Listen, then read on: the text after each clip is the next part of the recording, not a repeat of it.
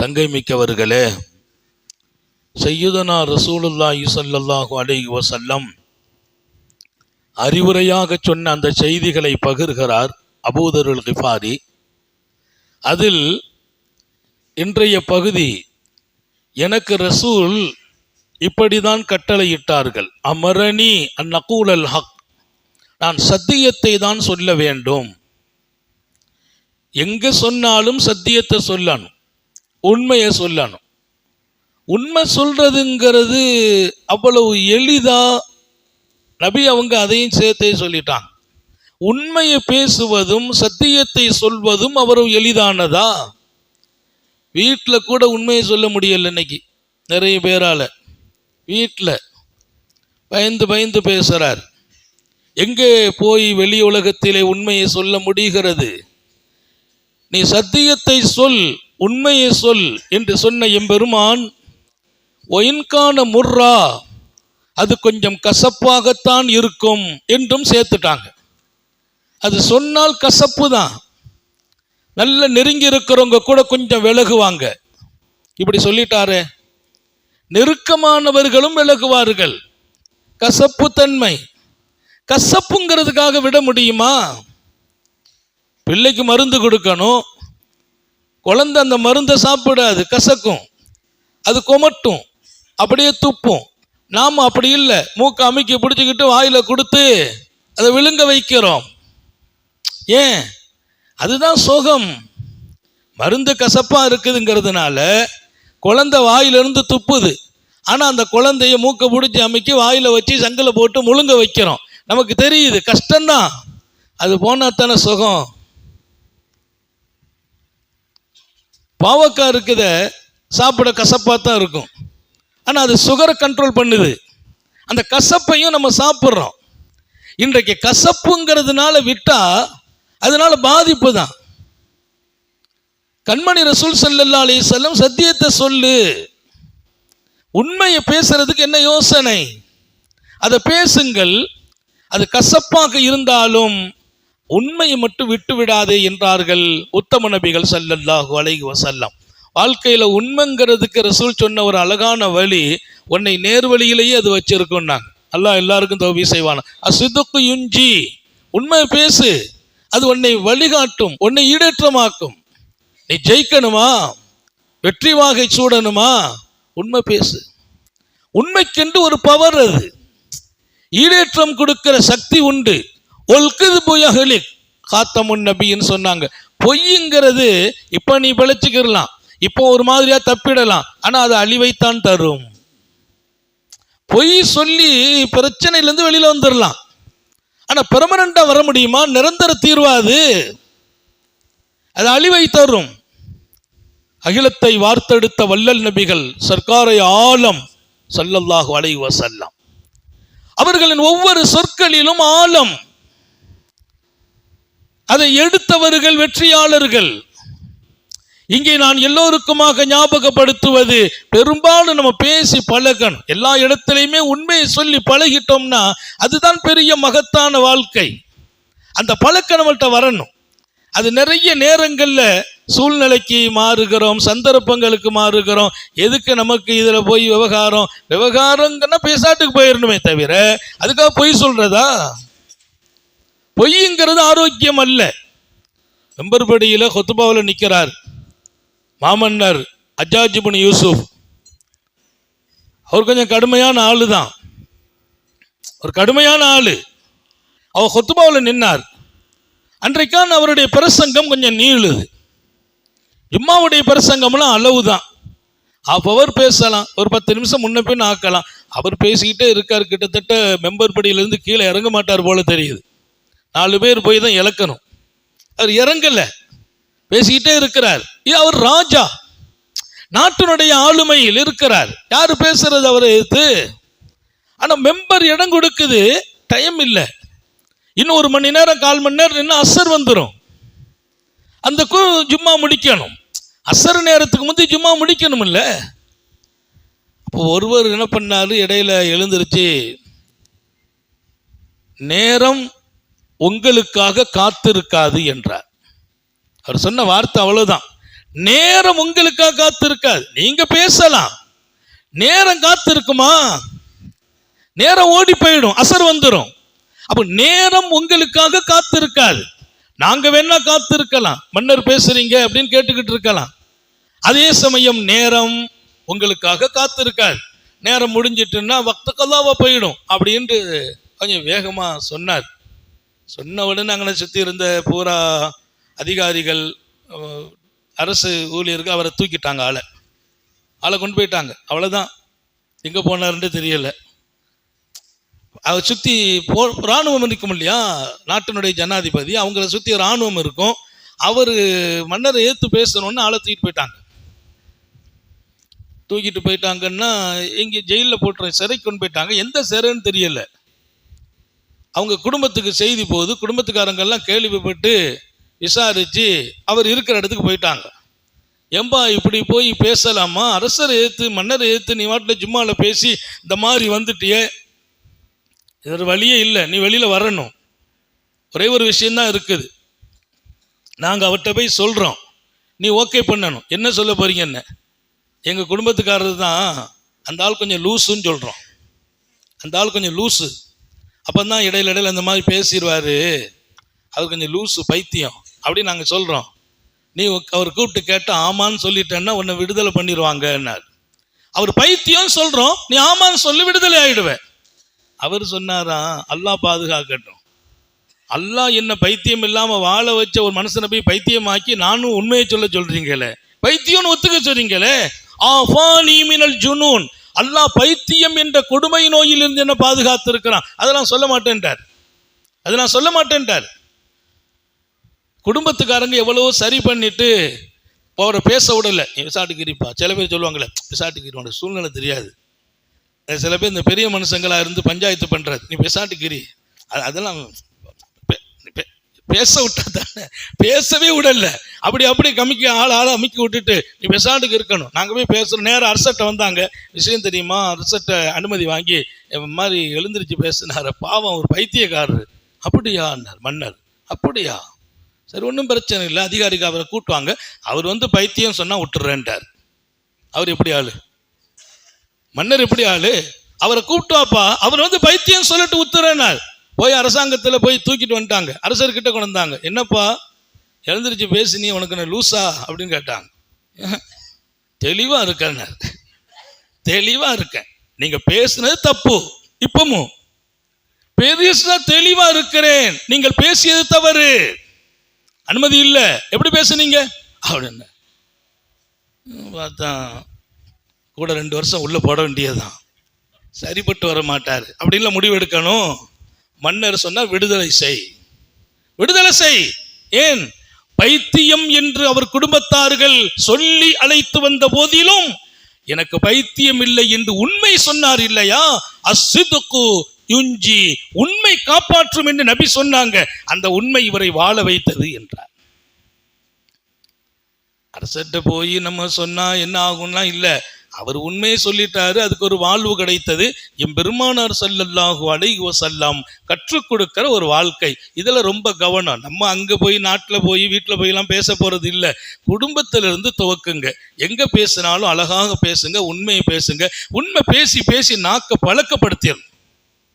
அல்லாஹ் உங்களுக்கும் எனக்கும் ஒவ்வொரு நம்ம பிள்ளைங்களுக்கும் அல்லாஹ் நசீபாக்கணும். வீட்டில் பிள்ளைங்களுக்கு கற்றுக் கொடுங்க. யாருக்கு? நம்ம பிள்ளைங்களுக்கு உண்மை பேச சொல்லி கொடுக்கணும். உண்மை பேசுறதுக்கு இன்னைக்கு பிள்ளைகளுக்கே பொய்யை தான் பழக்கி விடுறாரு. பையன் வெளியில் போனால் சொல்லி விடுறாரு. இந்த மாதிரி ஏற்று வீட்டில் அந்த அம்மா நிற்கிறா, போய் பஜாருக்கு போக சொல்லுவா, எனக்கு காய்ச்சல்னு சொல்லிட்டு போயிடு. யார்? அம்மாவே சொல்லி கொடுக்குறாங்க. ஏற்ற வீட்டில் அந்த அம்மா வாசலில் நிற்கிது, இங்கே யார் வருவாங்கன்னு நீ போன உடனே போய் பஜாரில் போய் ஏதாவது ஜாமான் வாங்க சொல்லும், நான் காய்ச்சலில் இருக்கேன்னு சொல்லிட்டு போன்ட்டு. அந்த பையன் 2 வயசு 3 வயசுலேயே பொய் சொல்லி தாயால் பழக்கப்படுத்தப்பட்டால் அதுதான் வாழ்க்கையாகும். பிள்ளைகளுக்கு உண்மையை சொல்லி பழக்குங்கள், உண்மையை சொல்லி பிள்ளைகளை வளருங்கள் என்கிறார்கள். அல்லாஹ் நம்ம எல்லாருக்கும் தௌஃபீக் செய்வானாக. அந்த சப்ஜெக்ட் அந்த கவனத்தில் மாத்திரம் அது அந்த தொடருக்குள்ளே இருந்ததால் சொல்லி நான் நிறைவுக்கு வருகிறேன். சதகத்துல் ஃபித்ர், பெருநாள் நோன்பு தர்மம்னு ஒன்று இருக்குது. அது இன்னைக்கு தான் பேச முடியும். நாளை நம்முடைய மஜ்லிஸ் நிறைவாகும். அல்லாஹ் இந்த மஜ்லிஸை கியாமத் வரைக்கும் நடக்க செய்வானா. ஒரு பரக்கத்து நிறைந்த மஜ்லிஸ், பாக்கியமான மஜ்லிஸ். லட்சோப லட்ச இதயங்களில் உத்தம நபி ஸல்லல்லாஹு அலைஹி வஸல்லத்தின் நூற்றுக்கணக்கான அறிவுரைகளை கொண்டு சேர்க்கிற வாய்ப்புகளை அல்லாஹ் கொடுத்த மஜ்லிஸ். அல்லாஹ் இதை எப்போதும் கியாமத் வரைக்கும் நிறைசேர்த்த தௌஃபீக் செய்வானாக. நல்ல எண்ணங்களோடு இருப்பதற்கும் கேட்பதற்கும் பேசுவதற்கும் அருள் பாலிப்பானாக. நோன்பு தர்மம்னு ஒன்று இருக்குது, அதுக்கு பேர் சதக்கத்துல் ஃபித்ர். ஃபித்ர் அப்படின்னா நோன்பை முடிச்சுட்டு கொடுக்கிற தர்மம். ஃபித்ர் சதக்கத்து சௌம் அல்ல, நோன்பின் தர்மம் அல்ல, நோன்பை முடித்த போது கொடுக்கிற தர்மம். அதனால தான் இதனுடைய நேரம் எப்போ துவங்கும்னா, நேரம் எப்போ துவங்குதுன்னா கடைசி நோன்பை முடித்து மக்ரிப் சூரியன் மறையும் போது நேரம் துவங்குது. சதக்கா ஃபித்ர் கொடுக்கிற நேரம் எப்போ துவங்கும்? சூரியன் என்னைக்கு மறையும் பாருங்க, கடைசி நோன்பு நம்ம முடிக்கிறோமே அந்த நோன்பு. இப்போ உதாரணமாக நாளைக்கு கடைசியாக இருந்தால் நாளை மக்ரிபில் அந்த நேரம் துவங்கிடும். தாய்மார்களும் இருக்கிறவங்களும் கவனிக்கணும். இதை நம்ம என்ன கடமை இதில் இருக்குங்கிறத மட்டும் நம்ம விளங்கிக்கிறணும். இந்த நேரம் நாளை மக்ரிபு இருந்தால் நாளை மக்ரிப் இல்லை இன்னொரு நாள் இருக்கு நம்ம துவங்குது. ஆனால் பல இமாம்களும் சாலிஹீங்களும் ஒரு நாள் 2 நாள் முந்தி கொடுத்தால் பரவாயில்லை. ஒரு நாள் 2 நாள், உதாரணமாக இன்னைக்கு கொடுக்கலாம், நாளைக்கு கொடுக்கலாம், ரொம்ப முந்தறது சரியில்லை, ஒரு நாள் 2 நாள் முந்தினால் நல்லது, பரவாயில்லை அப்படின்னு சொல்றவங்களும் இருக்கிறாங்க. இப்போ இது மக்ரிப்ல துவங்குது. இந்த நேரம் பெருநாள் தொழுகை ஆரம்பமாகிற வரைக்கும் இந்த நேரம் நீடித்திருக்கும். நாளை மக்ரிபில் துவங்கினால் பெருநாள் தொழுகை முடிக்கிற, பெருநாள் தொழுகை ஆரம்பிக்கிற வரைக்கும், காலையில் 7 மணிக்கு பெருநாள் தொழுகைக்கு நம்ம போறோமா, அதுக்குள்ள நம்ம அதை கொடுத்துடணும். சதக்கா ஃபித்ரை கொடுக்கறதுடைய நேரம் தொழுகைக்கு போறதுக்கு முந்தி கொடுத்துடணும். தொழுகைக்கு போய் தொழுதுட்டு வந்து அவர் கொடுத்தால் சதக்கத்தும் என சதக்காத். நபிகள் நாயகம் ஸல்லல்லாஹு அலைஹி வஸல்லம் கேட்டாங்க, ஒருத்தர் தொழுகைக்கு போறதுக்கு முந்தி கொடுக்க வாய்ப்பு கிடைக்கல, தொழுகை முடிச்சுட்டு போய் கொடுத்தார், அது எல்லா தர்மம் மாதிரி ஒரு தர்மம், இது நோன்பின் ஃபித்ராக நோன்பின் சதக்காவாக ஆகாது. காலைல ஒரு 10 மணிக்கு போய் கொடுத்தார், அல்லது லொஹர் தொழுதுட்டு போய் பெருநாள் தானே கொண்டு கொடுப்போன்னு கொடுத்தார், ஏழைகளை பார்த்து கொடுத்தார், அது சதக்கத்துல் ஃபித்ர் அல்ல. சதக்கத்துல் ஃபித்ர் தப்பி விட்டது. சதக்கத்துல் ஃபித்ரை, நோன்பு தர்மத்தை, நோன்பு முடித்த தர்மத்தை கொடுப்பதை ஒருவர் கொடுக்காமல் நிறுத்தினால் அதற்கு குற்றம் என்கிறார்கள். அது குற்றம். யாருக்கு கடமை?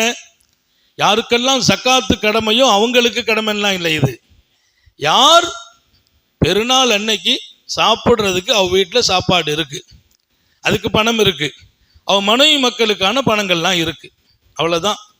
அது இருக்குது, மற்ற கூடுதல்லாம் இல்லை. சாப்பாடு பெருநாள் அன்னைக்கு அவ குடும்பத்துக்கு போக கொஞ்சம் கையில் பணம் இருந்தால் அவர்கள் எல்லாம் இதை கொடுக்கணும். கொஞ்சம் பணம் இருக்கு, ஒரு 5000 ரூபா கையில் இருக்குது, எக்ஸ்ட்ரா இருக்குது அப்படின்னா இன்னைக்கு நம்ம எல்லாரும் கொடுக்கணும். யார்கிட்ட தான் பணம் இல்லை, எல்லாட்டையும் ஒரு அளவுக்கு அன்னைக்கு போக இல்லை, ஏதோ ஒரு மாதத்துக்கான செலவுக்கு பணம் கையில் இருக்கத்தானே செய்யுது, அதனால எல்லாரும் கொடுக்க வேண்டிய வரும். ஏழைகள் சாப்பிட்றதுக்கே வழி இல்லை பாருங்க, அவங்க தான் கொடுக்க முடியாமல் போகும். யாருக்கெல்லாம் கொடுக்கணும்? குடும்ப தலைவர் யாரோ அவருக்கு பொறுப்பு. இப்போ நான் தான் பொறுப்பு. யாருக்கெல்லாம்? என் மனைவி, என் பிள்ளை, என் பொறுப்பில் இருக்கிற அத்தனை பேருக்கு நான் கொடுக்கணும். என் பொறுப்புக்கு கீழே இருக்கிறவங்க, அன்று பிறக்கிற பிள்ளைக்கும் கொடுக்கணும். அன்னைக்கு ஒரு குழந்தை பிறந்துச்சு வைங்கள, அந்த பிள்ளைக்கு உண்டு. ஒரு குழந்தை பிறந்துட்டு அப்பந்தான் பிறக்குது, இன்னும் உலகத்தை அது எதையும் அனுபவிக்கலை, அந்த பிள்ளைக்கும் அந்த ஃபித்ருடைய பணத்தை கொடுக்கணும். மக்ரிபில் துவங்குது, கொஞ்சம் முந்தி கொடுக்குறவங்க தப்பு இல்லைன்ட்டேன், 1 நாள் 2 நாள் முந்தலாம். பெருமானார் ஸல்லல்லாஹு அலைஹி வஸல்லம் ஏன் இதை கொடுக்க சொன்னாங்க? ஏன் கொடுக்கணும்? சதக்கத்துல் ஃபித்ருடைய அவசியம் என்ன? நபி 2 காரணம் சொல்றாங்க ஸல்லல்லாஹு அலைஹி வஸல்லம். முத்தஹிரத்துன் லிஸ்ஸாயிம் வஸ்ஸௌம், நோன்பாளி நோன்பு பிடித்தால் அந்த நோன்புக்கு எத்தனையோ குறைகள் நடந்திருக்கும், வீண் காரியம் நடந்திருக்கும், அனுமதிக்க முடியாத சில காரியங்கள் எல்லாம் நோன்புல நடந்திருக்கும். அப்படி நடந்த காரியங்களை, நோன்புல சில காரியம் நடந்திருக்குமா இல்லையா, சில குறைகள் நடந்திருக்குமா இல்லையா, அந்த குறைகளை அல்லாஹு தாலா சுத்தமாக்குவதற்காக இந்த சதக்காவை கொடுங்கள். ஏன்னா நோன்புல அப்போ எல்லாரும் தான் கொடுக்கணும், நோன்பு பிடிச்சவங்க பூரா கொடுத்து ஆகணும். ஏன்னா என் நோன்பில் பெருமானார் தெளிவா சொல்றாங்க, நோன்பிலே நடந்த குறைகள் குற்றங்கள் அத்தனையும் மன்னிக்கப்படும், இன்னும் அந்த நோன்பு பரிசுத்தமாக கபூலாகும். நோன்பு பரிசுத்தமாக. அப்ப என்னுடைய நோன்பு பரிசுத்தமாகுவதற்கு அல்லாஹ் கொடுக்கிற ஒரு வாய்ப்பு இது. பித்ராவை நான் கொடுக்கணும் அப்படிங்கிற ஒரு வாய்ப்பு அல்லாஹ் ஏற்படுத்தியிருக்கான். இரண்டாவது காரணத்தை ரசூல் ஸல்லல்லாஹு அலைஹி வஸல்லம் சொல்றாங்க. இதை கொடுக்கறதுனுடைய நோக்கம் என்னன்னா, கஷ்டப்பட்டவங்க இந்த புனிதமான நாளிலும் அவங்க வீடு வீடா சென்று கையேந்துவதை நிறுத்துவதற்காக கொடுங்கள். அன்னைக்கும் அவங்க அதை கஷ்டப்படக்கூடாது, அன்னைக்கு போய் அவங்க யார்ட்டும் கேட்கக்கூடாது. ஒரு ஹதீஸ்ல தெளிவா சொல்றாங்க, தவாஃபு செய்யறவங்க, தவாஃபுனா வீடு வீடா சுத்தி கையேந்துறாங்களே, அவங்களுடைய தவாஃபை நிறுத்துங்கள். தவாஃபுனா சுத்தி வர்றது, அவங்க சுத்துறதை நிறுத்துங்கள். உத்தம நபிகள் ஏன் கொடுக்காதீங்க, அவங்கள சுத்த விடாதீங்க, அவங்களுக்கு தேவை, அவங்க இன்னைக்கு நிம்மதியா சாப்பிடணும், அவங்க இன்னைக்கு நிம்மதியா சாப்பிடணும். அவங்க சாப்பிடுறதுக்கு எந்த தடங்களும் வராமல் இன்னைக்கு கொடுத்து விடுங்கள் என்கிறார்கள்.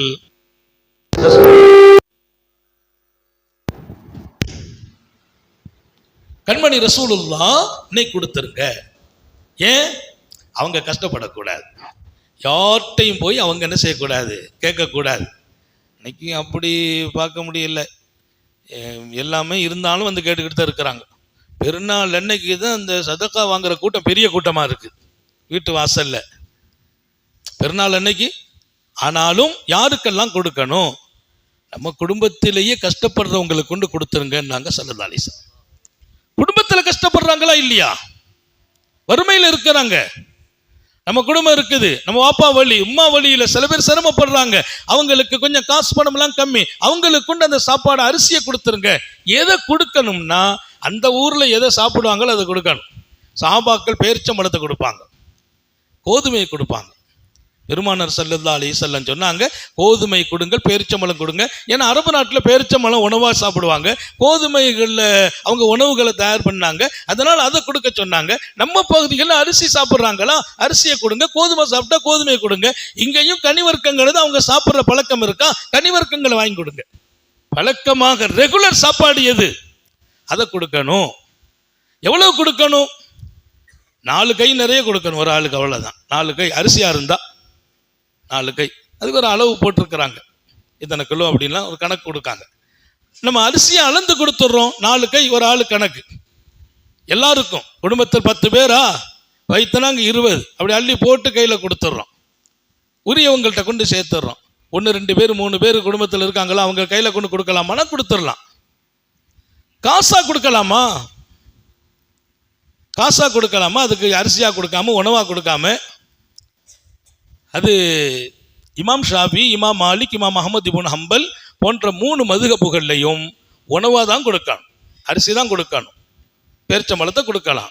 அந்த மக்கள் எதை சாப்பிட்றாங்களோ அதை கொடுங்க, பணமாக கொடுக்காதீங்க. ஏன்னா அன்னைக்கு நோக்கம் அவங்களுக்கு சாப்பிடணும், அவங்க பசியாக இருக்கக்கூடாது. காசு சில நேரங்களில் தேவைகளை பூர்த்தி செய்யாமல் போயிடும், அதை வாங்கி ஒரு ஓரமாக வச்சுட்டு இருப்பாங்க. உணவாக கொடுக்கிறது தான் எல்லா வகையிலும் ஹைரானது. அதனால சதகா ஃபித்ருனுடைய பணம் என்னான்னு பார்த்து கொடுக்கறதை காட்டிலும் அதனுடைய பொருளை கொஞ்சம் முன்னதாக நீங்கள் கொடுத்து அனுப்பிவிட்டால் அந்த மக்கள் அதை கொண்டு பயன்பெறுவதற்கு வாய்ப்பா இருக்கும்.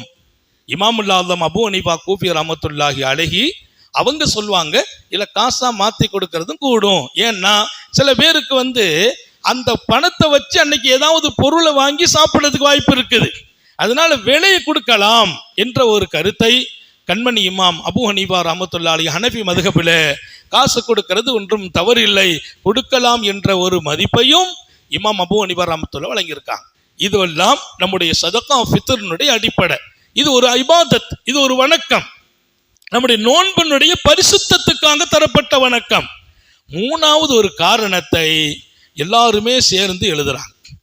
ஏன் கொடுக்கணுங்கிற 2 காரணத்தை ரசூல் சொல்றாங்க. 3வது ஒரு காரணத்தை பெருமக்கள் எல்லோரும் பதிவு செய்கிறார்கள். இந்த சதகாவை நீங்கள் கொடுங்கள். ஏன்? அல்லாஹ் ரப்புல் ஆலமீன் இந்த ரமலானை சங்கடம் இல்லாமல், கஷ்டம் இல்லாமல், எந்த வகையான நோன்புக்கோ இதர வணக்கங்களுக்கோ தடை இல்லாமல் ஆரோக்கியமாக ஆக்கி கொடுத்து இந்த ரமலான் எல்லா வகையிலும் நம்மகிட்ட சிறப்பா வந்துட்டு விடைபெறுதா இல்லையா, அதற்கு நன்றி கடனாக கொடுங்கள்.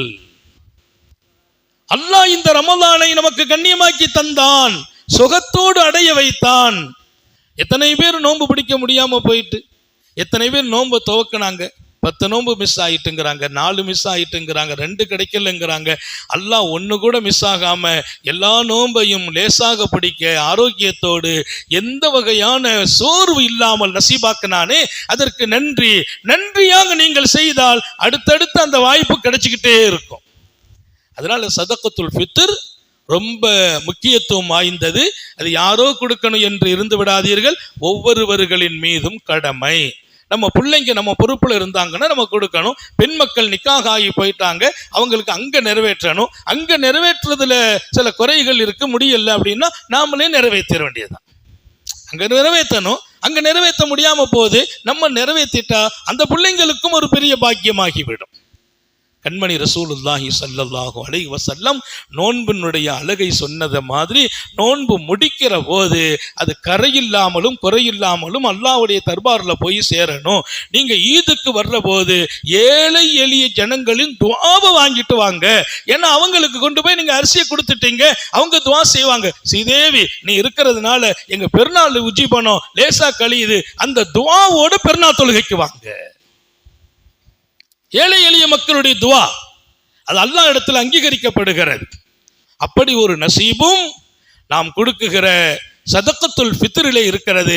அதனால சதக்கத்துல் ஃபித்ர் என்றாலே நோன்பை முடித்து அந்த நோன்பின் குறைகளை இல்லாமல் ஆக்கி சுத்தமாக அல்லாஹ்விடத்தில் போவதற்கும், ஏழை எளிய ஜனங்கள் அன்றைக்கு யார்ட்டையும் யாசிக்காமல் அவர்களுக்கு சாப்பாடு கொடுத்து சந்தோஷப்படுத்துவதற்கும் இந்த நோன்பை நமக்கு நசீபாக்கி குறையில்லாமல் கொடுத்த அல்லாஹ்வுக்கு நன்றியாகவும், இன்னும் கஷ்டப்பட்ட ஜனங்களுக்கு உதவி செய்து அவர்களின் நல்ல துஆவை பெற்று இன்னும் நிம்மதியாக வாழ வேண்டும் என்கிற உயரிய குறிக்கோளில் இந்த தர்மம் கடமையாகவும் மிக முக்கியமாகவும் மார்க்கமாக்கி இருக்கிறது.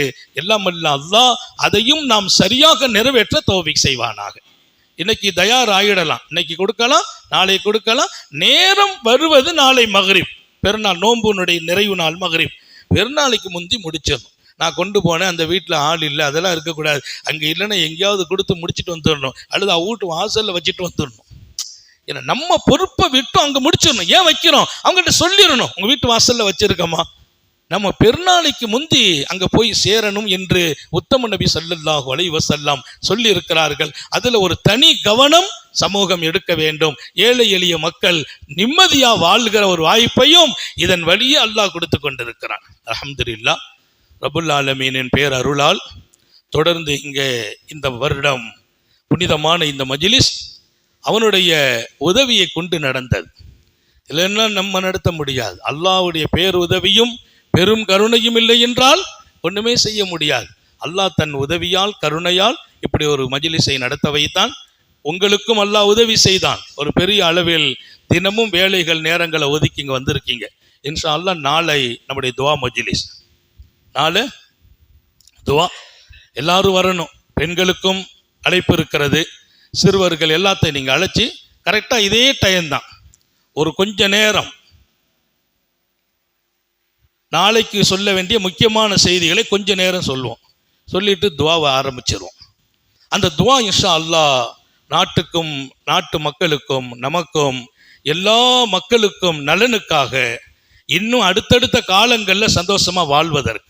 இதை ரமலானை நோன்பு வச்சுட்டு நம்ம கேட்குற துவாவுக்கு அல்லாட்ட ஒரு தனி பவர் இருக்குது. அதனால் இன்ஷா அல்லாஹ் நீங்கள் நியத்து வையுங்கள், இந்த மஜ்லிஸ் கியாமத் வரைக்கும் நடக்க வேண்டும். அல்லாஹ் இதற்கு நமக்கு எல்லா வகையிலும் உதவி செய்ய வேண்டும். தொடர்ந்து இதில் நாம் பங்கு கொள்ள வேண்டும் என்கிற சீரிய சிந்தனையோடு நான் மஜ்லிஸுல் அன்வார் அப்படிங்கிற ஒரு அமைப்பு நம்முடைய வாப்பா ஆரணி அப்துல் அமீத் சாஹிப் அவங்க துவக்கினாங்க. கிட்டத்தட்ட ஒரு 30 வருஷத்தை தாண்டி இதை அல்லாஹ் நடத்த வைத்தான். அதில் சங்கைக்குரிய அப்துல்சலாம் அண்ணன் அவர்கள், நம்முடைய விடிஎஸ் அப்துல் அமீத் அண்ணன் அவர்கள், எங்களுடைய வாப்பாவின் பிள்ளை அபீபுர் ரஹ்மான் காசியார் வாப்பா, நம்ம உஸ்மான், இங்கே மரியாதைக்குரிய ஜப்பார் சார், இன்னும் பல பேர் இருக்கிறாங்க. இப்படி ஒரு 5-6 பேர் தொடர்ந்து இதனுடைய நல்ல சேவைகள் தொடர்வது வளர்வது இது முழுமையாக இருப்பதிலே கவனம் வச்சிருக்கிறாங்க. இதில் ஒரு பெரிய ஈடுபாடு. நம்ம போய் பயான் செய்தாலும் அது ஒரு இயக்குகிற ஒரு அமைப்பு இருந்து அதோட தர்த்தீப் செய்யும் போது தான். நானுமே சொந்தமாக முடிவு எடுக்கிறது இல்லை, அவங்கள்ட்ட மஸ்வரா பண்ணுவோம், எப்படி நடத்துறது, என்ன விஷயமா மக்கள்கிட்ட கொண்டு பேசுறது, எல்லாமே 2 மஜ்லிஸ் அல்லாஹ் சிறப்பாக்கினான். ஒன்று ரமலான், இன்னொன்று ரபியுல் அவ்வல் 12 நாள். இந்த மஜ்லிஸ் இனி நிறைவாகும். ரபியுல் அவ்வல் 12 நாள், ஒன்று ஆரம்பத்தில் 12 நாள், இல்லை 12 நாள் முடிஞ்சு 12 நாள், ஏதோ ஒரு 12 நாள் ரபியுல் அவ்வலிலே இந்த மஜ்லிஸ் இங்கே நடக்கிறது. அல்லாஹ் இரண்டையும் கபூல் செய்வானா. ஒவ்வொரு நாளும் என்ன பேசினோமோ அதை வாழ்க்கையில் எடுக்கணும். முன்னாடிலாம் பேசினதெல்லாம் மறந்து போயிடும். இப்போ அப்படி இல்லை, தேதி வாரியாக நம்ம தட்டினா வந்துட்டே இருக்குது. தேதி வாரியாக இன்னைக்கு என்ன பேசணும் அப்படின்னா அது கிடச்சிக்கிட்டு இருக்கு. அல்லாஹ் இந்த மஜ்லிஸை எடுத்தெடுத்து நடந்து வாழ்வதற்கும் எல்லாரின் மீது அன்பு காட்டி வாழ்வதற்கும் தௌஃபீக் செய்வானாக. நோய் நொடிகள் இல்லாமல் உடல் ஆரோக்கியத்தோடு மன நிறைவோடு இன்பத்தோடு அல்லாஹுவை நின்று வணங்கி வழிபட்டு வாழும் நசீபையும் பாக்கியத்தையும் எல்லாம் அல்ல அல்லாஹ் உங்களுக்கும் எனக்கும் நம்மை ஈன்றெடுத்த தாய் தந்தையர்களுக்கும் நமது மனைவி மக்கள் உற்றார் உறவினர் யாவருக்கும் கொடுத்தருள் புரிவானாக. நமது உயிரினும் மேலான கண்மணி காத்தமுன் நபியின் சர்க்காரை ஆலம் சுந்தர நபிகள் ஸல்லல்லாஹு அலைஹி வஸல்லம் அவர்களை கனவிலும் நனவிலும் கண்டுகளிக்கும் பெரும் பாக்கியத்தை அல்லாஹ் நம் எல்லோருக்கும் கொடுத்தருள் புரிவானாக என்ற நல்ல துஆக்களோடு உங்கள் எல்லோருடைய துஆவை ஆதரவைத்து என் வார்த்தைகளை நிறைவுபடுத்துகிறேன். வாஹிரு தாவானா அல்ஹம்துலில்லாஹி ரப்பில் ஆலமீன். அஸ்ஸலாமு அலைஹி வஸல்லம். ஸல்லல்லாஹு அலா முஹம்மத் ஸல்லல்லாஹு அலைஹி வஸல்லம். ஸல்லல்லாஹு அலா முஹம்மத் ஸல்லல்லாஹு அலைஹி வஸல்லம்.